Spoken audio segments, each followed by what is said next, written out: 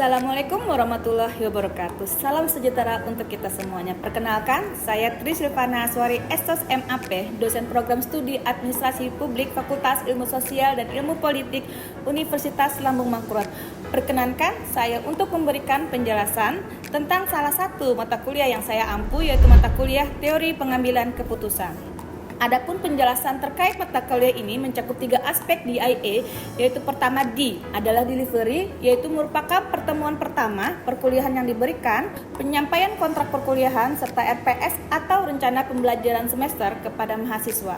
Penyampaian ini juga merupakan suatu konsep perkuliahan, sumber belajar, bahan ajar utama, dan pendukung yang digunakan, serta pembelajaran yang digunakan dosen di dalam kelas menggunakan metode ceramah. Selanjutnya yang kedua adalah I, yaitu interaction, adalah mahasiswa diberikan ruang untuk bertanya, menyampaikan pendapat, pengerjaan soal latihan baik individu, kelompok, serta diskusi interaktif dan presentasi di dalam kelas, yang tentunya metode ini diharapkan mampu meningkatkan keterlibatan mahasiswa secara aktif di kelas dan lebih mudah memahami pembahasan perkuliahan.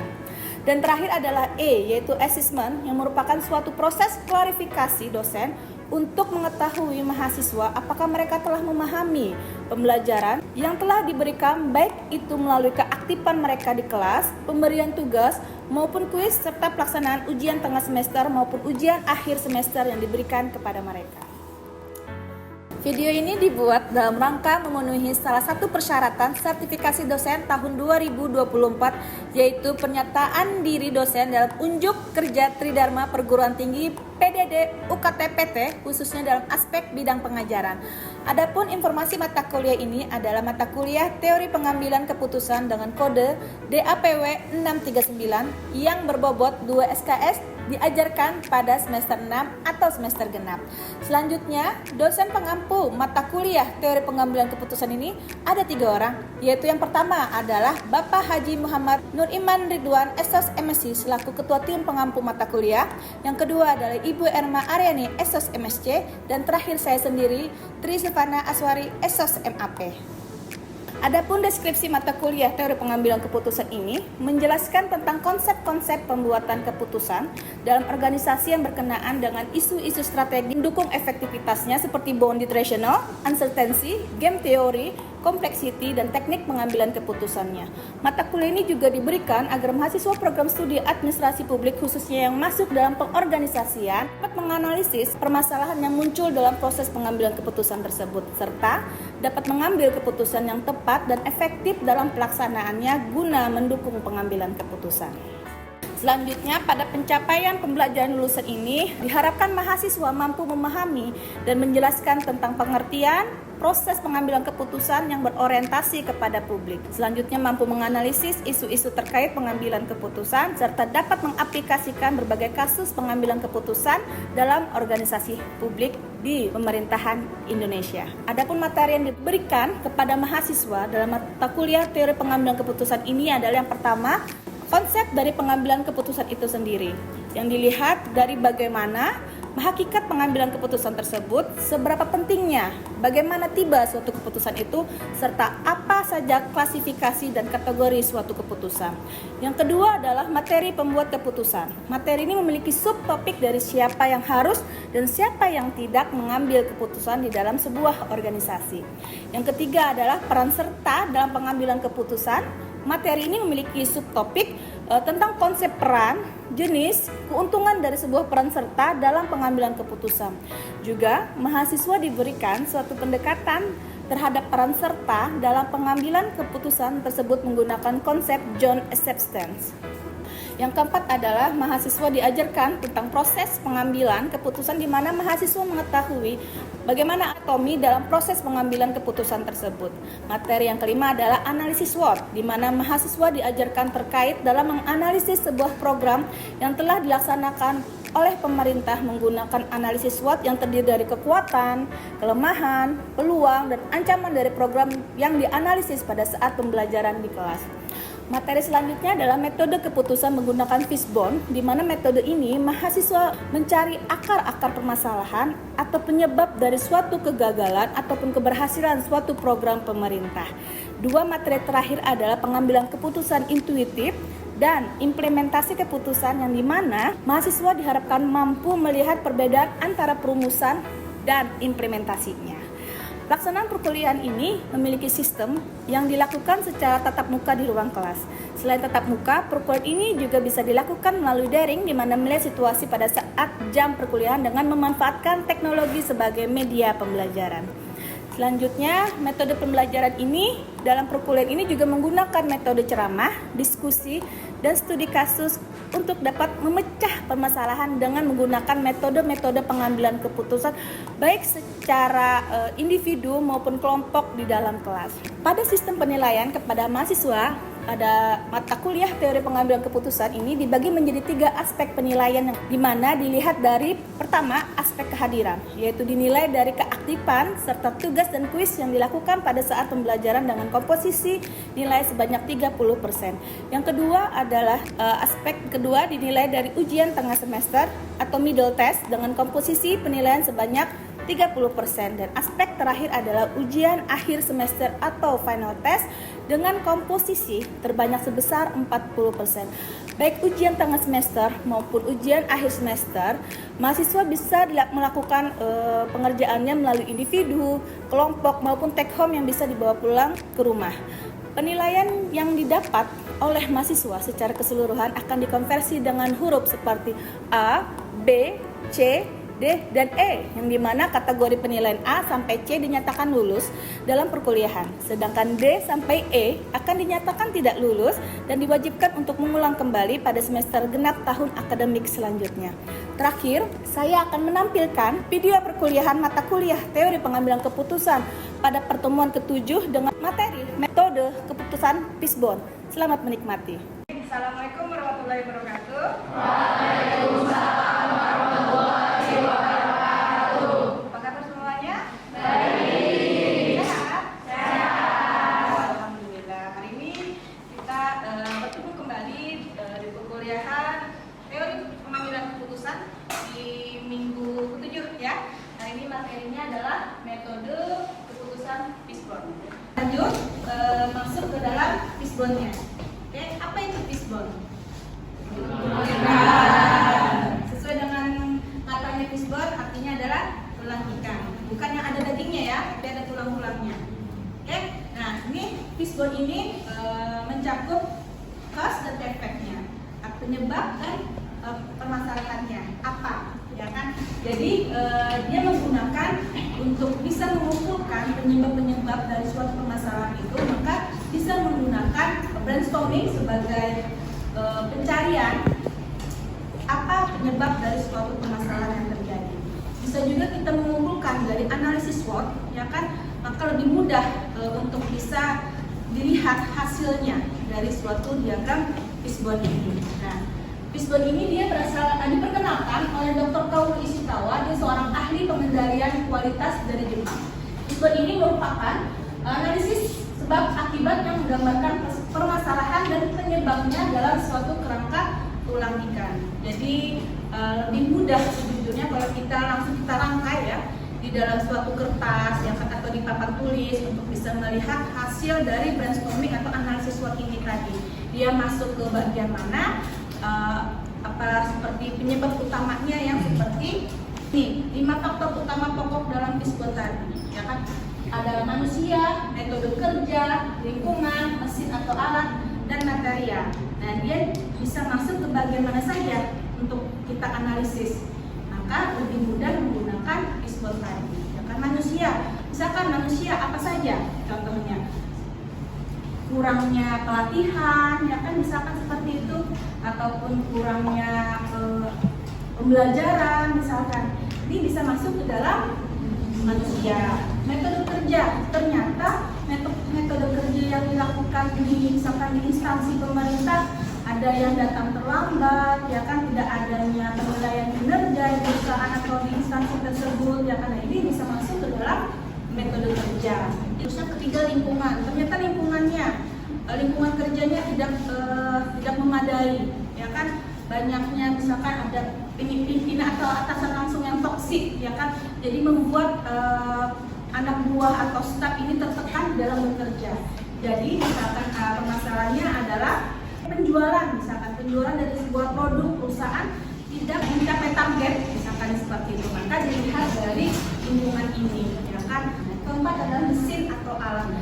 Ternyata alat yang ada, misalkan ya kan kurang memadai, sarana prasarana tidak memadai dari sebuah perusahaan atau instansi pemerintah tadi, maka kita bisa masuk ke dalam metode kerja, ya kan. Bisa saling berkesinambungan antara tulang-tulang ikan itu masuk ke mana saja. Yang kelima adalah material atau bahan. Respon ini dipergunakan ada 3 untuk apa saja. Yang pertama adalah mengidentifikasi akar penyebab dari suatu permasalahan. Yang kedua adalah mendapatkan ide-ide yang dapat memberikan solusi untuk memecahkan suatu masalah. Dan ketiga adalah membantu dalam pencarian dan penyelidikan fakta lebih lanjut. Jadi yang pertama adalah mengidentifikasi apa saja sih permasalahannya tadi. Ya yang kita lihat tadi ada 5 faktor tadi. Menggunakan apa saja. Identifikasi terlebih dahulu secara umumnya, gambar umumnya. Apa sih penyebab masalah itu terjadi? Ya kan? Misalkan ada yang lagi ramai viral tentang tapera, tabungan tapera. Cari penyebabnya, kenapa program itu gagal selama beberapa tahun belakangan, ya kan? Nah, kita bisa identifikasi tentang penyebab tersebut, ya kan? Nah, kedua adalah mendapatkan ide-ide yang dapat memberikan solusi untuk pemecahan suatu masalahnya. Nah, ini bisa digunakan sebagai brainstorming tadi, ya kan? Setelah kita mendapatkan identifikasi tadi, kita lakukan analisis brainstorming untuk membuatkan dari metode keputusan Fishbone ini. Nah, terus terakhir adalah membantu dalam pencarian dan penyelidikan fakta lebih lanjut. Ini bisa kita turun ke lapangan, ya kan? Setelah melakukan brainstorming nomor 2 tadi, kita bisa turun ke lapangan untuk melihat lebih langsung, cari apa saja penyebabnya yang terjadi. Lalu bisa kita masukkan di dalam akar tulang tadi Fishbone tadi. Sampai sini ada yang ditanyakan terlebih dahulu? Oke, kita next ya. Nah, bagian-bagian dari diagram Fishbone ini ada berapa? Ada berapa bagian-bagiannya? 3. Apa saja 3? Tulang?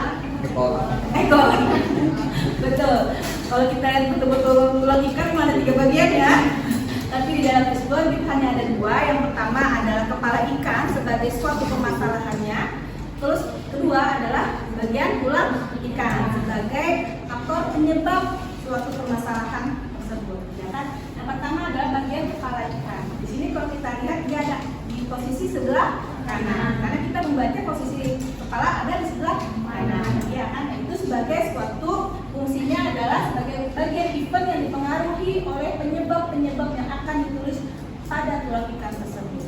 Nah, yang ketiga dari eventnya berupa masalah atau topik yang akan dicari tahu penyebabnya. Seperti sudah ada permasalahannya, tetapi kita mencari penyebab apa yang terjadi. Yang kedua adalah bagian tulang ikan. Nah, bagian tulang ikan ini seperti yang tadi sebelumnya dari faktor utama, dia dilihat lagi secara umum, utama adalah orang. Ya kan kata itu tadi, yaitu semua orang yang terlibat dalam sebuah prosesnya.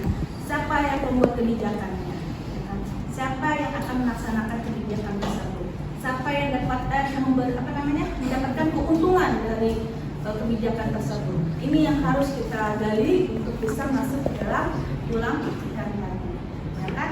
Siapa yang memberikan ide untuk bisa membuat program itu? Tentang awalnya bagaimana, terus bisa terjalankannya program itu, lancar atau tidaknya program itu bisa kita lihat penyebabnya. Dan itu juga bisa membuat perbandingan antara program yang berhasil dengan program yang tidak berhasil. Ya kan? Yang kedua adalah metode, bagaimana proses itu dilakukan. Kebutuhan yang spesifik dari proses itu seperti prosedur, peraturan, dan lain-lain. Seperti tadi lingkungan kerja, ya kan? Metodenya apa? Ya kan? Misalkan sebuah program yang akan dibuat oleh pemerintah, ya kan? Ternyata selama 1 tahun terakhir tidak berhasil. Kita cari penyebabnya. Kenapa produk itu tidak terlaksana dengan baik? Atau kenapa metode itu terlaksana dengan, atau program itu terlaksana dengan baik? Kita cari penyebabnya. Ya kan secara spesifik seperti misalkan ada tidak standar operasionalnya, ya kan, prosedurnya pada saat pembuatan itu, ya kan. Terus ada tidak legalisasinya, peraturan-peraturannya untuk bisa mendukung program itu dibuat oleh pemerintah. Karena seperti kita BPJS, ya kan, program BPJS sekarang disetarakan semua kelas 1, 2, 3 menjadi kelas berapa? Ada yang tahu? Disetarakan kelas apa? Ayo, kelas apa? Kelas 3 semua. Jadi tidak ada kelas 1, tidak ada kelas 2, tidak ada kelas 3. Jadi setara semua kelas 3. Nah, nanti dilihat lagi, ya kan, dalam 1 atau 2 tahun terakhir ini bisa kita gunakan, kita analisis menggunakan diskon nanti. Berhasil atau tidak, ya kan? Pasti. Ini dilihat dari metodenya. Nah, terus yang ketiga adalah material. Material semua material yang diperlukan untuk menjalankan proses seperti bahan dasar, pena, kertas, dan lain-lain. Tentunya ini memang dasar untuk melihat sebuah program itu terjadi, ya kan? Mesin, ya kan? Semua mesin, peralatan, komputer, dan lain-lain yang diperlukan untuk melakukan pekerjaannya dalam sebuah program itu. Pengukuran, cara pengambilan data dari proses yang dipakai untuk menentukan kualitas prosesnya. Dan terakhir dari lingkungan, kondisi di sekitar tempat kerja seperti suhu udara, kebisingan, kelembapan udara, dan ini juga merupakan salah satu dari tulang ikan untuk bisa digunakan dari sebuah analisis. Ya, karena biasanya lingkungan ini dia lebih fokusnya kepada perusahaan, penjualan, ya kan, ini yang lebih masuk. Karena biasanya untuk Fisbot ini digunakan oleh bagian kewirausahaan, ya kan, ingin melihat dari hasil penjualan dari sebuah produk. Ya kan, memang kita jarang menggunakan, tapi tidak dipungkiri juga bisa kita gunakan untuk melihat analisis dari sebuah program instansi pemerintah yang dikeluarkan oleh atau kebijakan yang dikeluarkan oleh pemerintah. Ada beberapa langkah dari melakukan analisis Fisbot ini. Yang pertama adalah menyepakati pernyataan permasalahan tersebut. Jangan pernyataan permasalahan yang akan kita analisis masalahnya. Pertama, misalkan grup menyepakati dulu sebuah pernyataan masalah atau problem statement-nya, yang kan, yang diinterpretasikan sebagai suatu efek, ya kan, atau secara visual dalam Fisbot diagram digambarkan sebagai skala. Ya kan, jadi Fisbot ini tidak bisa dikerjakan sendiri sejujurnya, karena dia menggunakan beberapa orang untuk bisa menganalisis dalam sebuah tulang ikannya. Ya kan? Jadi yang kedua, yang satu di dalam buku ini adalah tuliskan masalah tersebut pada whiteboard misalnya, atau kertas, ya kan, atau pijat sehingga paling kanan bisa bahaya radikalisasi. Ya kan, seperti itu. Terus yang ketiga adalah gambarkan sebuah kotak mengelilingi tulisan pernyataan masalah tersebut dan buat panah horizontal panjang menuju ke arah kotak. Seperti ini contohnya. Nah, ini lebih sederhana ya.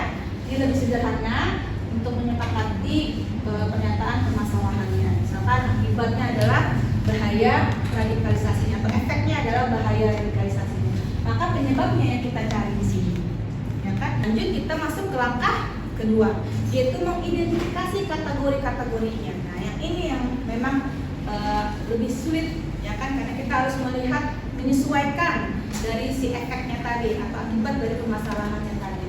Jadi dari garis horizontal utama berwarna merah, buat garis diagonal yang menjadi cabang. Setiap cabang ini mewakili sebab utama dari masalah yang ditulis. Sebab ini akan diinterpretasikan sebagai penyebab atau secara visual dalam Fisbot seperti tulang ikan. Ini contoh. Nah, seperti ini. Contoh dari langkah kedua, ya kan? Apa saja? Kenapa? Ada surrounding, system, skill, supplier. Ini sebagai sebuah kategori sebab utama yang mengorganisasikan sehingga masuk akal dengan situasi kategori-kategori si efek tadi, akibatnya tadi. Cuman tidak perlu semuanya ini yang kalian masukkan di dalam tulang ikan. Jadi disesuaikan setelah kalian menganalisis di lapangan. Ya kan? Oh, ternyata kita tidak perlu menggunakan physical evidence, ya kan, karena tidak ada kita menemukan dari hasil misalkan dari brainstorming terus turun ke lapangan, tidak usah digunakan physical evidence. Jadi ini contohnya ya untuk tulang-tulang ikan utamanya, sebab utamanya ya, nanti baru dia akan melebar kembali cabang-cabang tulang ikannya. Masuk ke langkah ketiga, yaitu menemukan sebab-sebab potensial dengan cara brainstorming tadi. Nah, setelah kita menemukan tadi, maka kita juga sudah melihat hasilnya. Apa saja langkah ketiga ini? Yang pertama, jadi setiap kategori mempunyai sebab-sebab yang perlu diuraikan melalui sesi brainstorming. Yang mana perlu dibuang? Ternyata ini tidak terlalu berpengaruh terhadap akibatnya ini. Bisa saja kita buang seperti itu. Tetapi ternyata dari kelompok 1, kelompok 2, kelompok 3 menemukan hal yang sama, tetapi beda tulang. Itu bisa saja. Oh, ternyata dari semua kategori ini, dari sub-kategori ini, ternyata masalahnya adalah tidak lakunya jual atau produk itu adalah kurangnya pemasaran, ya kan?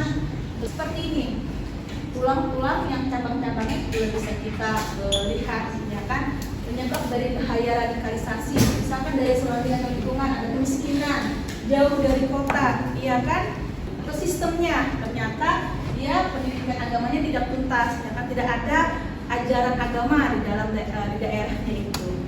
Terus yang ketiga adalah skills, itu adalah misalkan terbangun dari isolasi, ya kan? Dia tadi di tempat terpencil ada orang, ya kan? Dibawa ke luar, ya kan, daerah yang lebih luar, ke kota misalkannya. Dia melihat kota lebih indah dibandingkan di tempat tinggalnya, maka dia akan mengikuti orang yang merekrutnya tadi. Supplier adalah jumlah SDM tidak memadai dan insentif tidak cukup. Nah, ini bisa menjadi utama permasalahan kenapa adanya bahaya radikalisasi. Ternyata dari semua cabang-cabang tulang ada yang sama, adalah insentif tidak cukup. Berarti biaya hidup. Ini yang harus kita perhatikan di dalam melakukan analisis fishbone. Langsung ke keempat adalah mengkaji dan menyepakati sebab-sebab yang paling mungkin terjadi. Ya kan, tadi makanya ada prinsip. Oke, sampai ini kalian sudah mempersiapkan kelompok untuk melakukan fishbone. Oke, silakan dibentuk dulu kelompoknya agar kita bisa mengkaji sebuah analisis dari sebuah program yang akan kita bahas masing-masing. Silakan.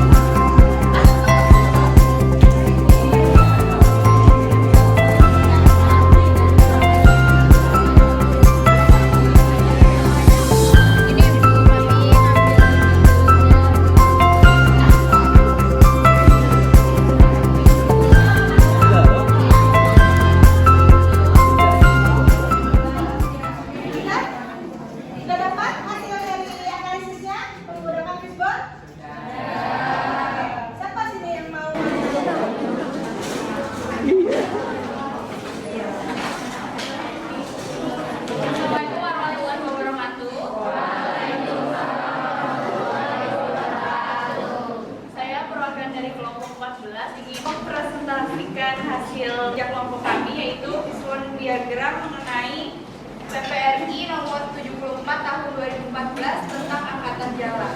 Pertama itu ada material, yang pertama itu ada kurangnya infrastruktur, kurangnya peralatan, dan yang ketiga itu kurangnya bahan. Yang ketiga itu mesin, yaitu kurangnya kendaraan, kurangnya peralatan pengawasan, kurangnya peralatan perawatan. Yang ketiga itu ada metode. Yang pertama kurangnya pelatihan, kurangnya koordinasi. Yang ketiga kurangnya perencanaan. Dan selanjutnya ada manusia, itu kurangnya sumber daya manusia, kurangnya kesadaran masyarakat, kurangnya partisipasi masyarakat. Selanjutnya yang berikutnya ada kurangnya pengawasan, kurangnya monitoring, dan kurangnya evaluasi. Sekian, terima kasih.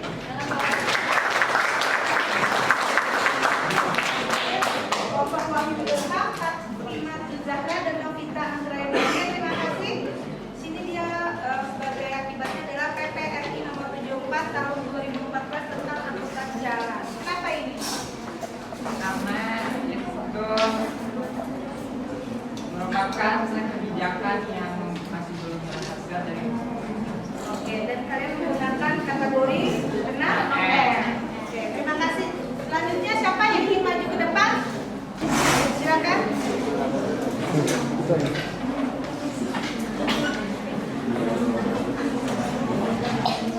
Baik, assalamualaikum warahmatullahi wabarakatuh. Baik, di sini saya sebagai perwakilan kelompok dari kelompok 9 beranggotakan Aulia Arundiningka, Maimunah, saya sendiri, Maimunah Arsona, dan Rana Turjana. Di sini kami mengambil judul yaitu kegagalan program food estate pemerintah di Gunung Mas. Dan ini adalah diagram kelompok kami. Nah, sebelum saya menjelaskan bagaimana alur diagram ini, untuk food estate sendiri merupakan salah satu kebijakan pemerintah di Indonesia yang dirancang dengan konsep pengembangan pangan secara terintegrasi. Kebijakan ini menjadi bagian dari proyek strategis nasional 2020 sampai 2024 yang digagas oleh Presiden Jokowi.